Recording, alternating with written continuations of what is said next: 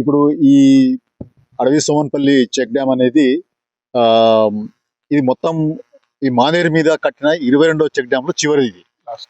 చివరిది 22 చెక్ డ్యామ్లు వరుస చెక్ డ్యామ్లు కట్టుకుంటూ వచ్చినప్పుడు ఆ ప్రాజెక్టు ఇంప్లిమెంటేషన్ లో, ఆ స్కీమ్ రూపకల్పనలో నేను ప్రముఖ పాత్ర పోషించిన, నాతో పాటు సీనియర్ ఇంజనీర్లు కూడా ఉన్నారు. అందులో మానేరు మీద ఆ, అప్పుడు సీఎం గారు చాలా శ్రద్ధ వహించి ఈ మానేరు పూర్తిగా రిజనరేట్ కావాలనే ఉద్దేశంతో 22 చెక్ డ్యామ్స్ దీని మీద ప్లాన్ చేశారు. సో ఇది అడవి సోమన్పల్లి అనేది చివరి చెక్ డ్యామ్. దీని యొక్క బ్యాక్ వాటర్ స్ప్రెడ్ ఏమో 4.5 కిలోమీటర్స్ ఉంటుంది. దీని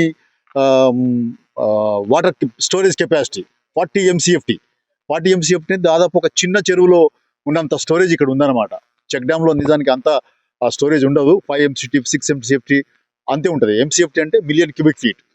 అంటే ఇటువంటి MCFTలు 1000 MCFT ఉంటే ఒక TMC అంటారు. అంటే పెద్ద రిజర్వాయర్లకు సంబంధించిన కొలతను కొలిచేటప్పుడు TMCలు చేస్తారు. ఇటువంటి చెరువులు చెక్ డ్యామ్ల విషయంలో అయితే MCFT అంటారు. సో ఇది 40 MCFT కెపాసిటీ కలిగిన చెరువు చెక్ డ్యామ్ రిజర్వాయర్ మొత్తంగా 2 రోజుల్లో ఖాళీ అయిపోయింది.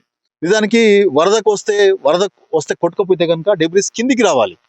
కిందికి రాకుండా పైకి పోయినాయంటే తప్పనిసరిగా పైనే ఉన్నాయంటే అది పేలుడు వల్ల సంభవించిన ఆ ఇంపాక్ట్ వల్ల అవి ఎగిరి అక్కడ పోయి పడతాయి తప్పితే అవి పైకి రావు. కూలిపోయినప్పుడు, సహజంగా కూలిపోయినప్పుడు, వరద కూలిపోయినప్పుడు కిందికి రావాలి, అవి కిందికి కొట్టుకొని రావాలి. కానీ ఆ రకంగా మన కింద చూసినప్పుడు ఎటువంటి డెబ్రిస్ మనకు కనబడతలేవు, అక్కడ డెబ్రిస్ కనబడుతున్నాయి. సో ఈ ఒక్క ఎవిడెన్స్ చాలు మనకు. తర్వాత రెండు మొత్తం కొట్టుకపోయిన చోట్ల 2 ఓపెనింగ్స్ ఉన్నాయి చూడండి మీకు. ఇంకా అక్కడికి పోతే ఇంకెన్ని క్రాక్స్ ఉన్నాయి, ఎన్ని ఓపెనింగ్స్ ఉన్నాయి అనేది మనకు స్పష్టంగా అర్థమయ్యే అవకాశం ఉంటుంది. కానీ మనకున్న ప్రాథమిక నివేదిక ప్రకారం తప్పనిసరిగా అది పేలుడు వల్ల సంభవించిన సంఘటన అనేది మనకు అర్థమవుతున్నది.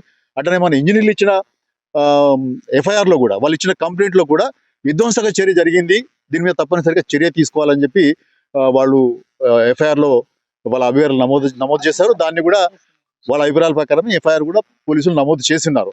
కాబట్టి ఇక్కడ మన రాష్ట్రంలో చూస్తే ప్రభుత్వం చాలా శ్రద్ధతోటి ఈ నదులను రిజనరేట్ చేసే ఉద్దేశంతో చెక్ డ్యామ్ల స్కీమ్ తీసుకుంటే, బాగుల పునరుజ్జీవనం స్కీమ్ లో భాగంగా చెక్ డ్యామ్లు కడుతుంటే ఇసుక కోసమో మరి ఇంకా దేనికోసమో ఈ చెక్ డ్యామ్ పేల్చివేయడం అనేది చాలా దుర్మార్గమైన వ్యవహారంగా కనబడుతున్నది.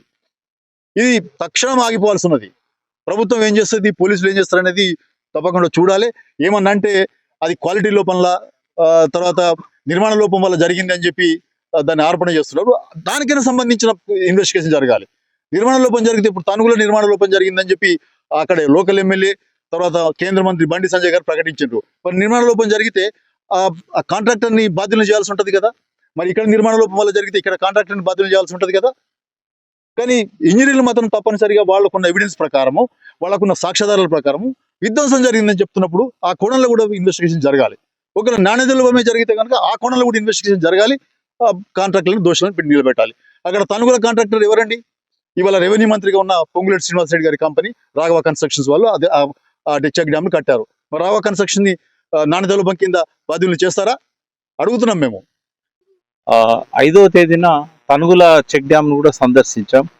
అది స్పష్టంగా మాకు ఆధారాలతో సహా అది బ్లాస్ట్ అని చెప్పి, కొంతమంది కావాలని చెప్పి గుర్తు తెలియని వ్యక్తులు బ్లాస్ట్ చేశారనేది మా నిర్ధారణలో తేలింది. అది సో ఫ్యాక్ట్ ఫైండింగ్ కమిటీ నిర్ధారించింది తనుగులది బ్లాస్ట్ అని చెప్పి.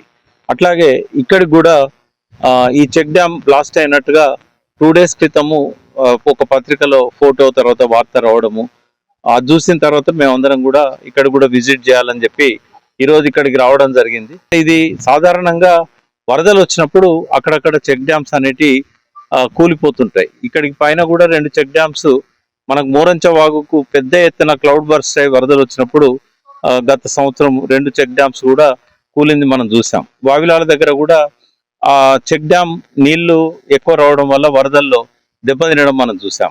కానీ తనుగులదును ఇక్కడ ఉన్న చెక్ డ్యామ్, ఇవి రెండు ఆ రకంగా వరదల్లో దెబ్బతిన్నాయి కాదు. ఇది ఎందుకంటే దాదాపు 12 లక్షల క్యూసెక్ల వరద వచ్చినా కూడా ఈ చెక్ డ్యామ్లకు ఏం కాలేదు.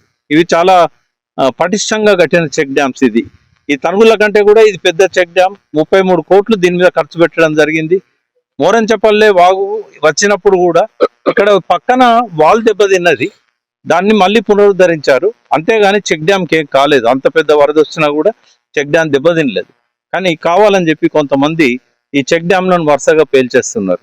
సరే ప్రభుత్వం స్పందించి వెంటనే చర్యలు తీసుకున్నట్టయితే వాళ్ళకు భయం ఉంటుంది, జైలు పోయి కూర్చోవాల్సి వస్తుందని ఇటువంటి పనులకు తెగబడరు.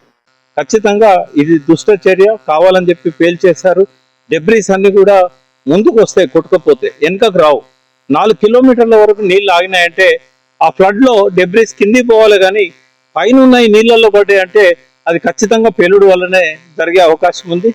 అసలైన తొలి వెలుగు. ఫాలో వాట్సాప్ @తొలి వెలుగు official.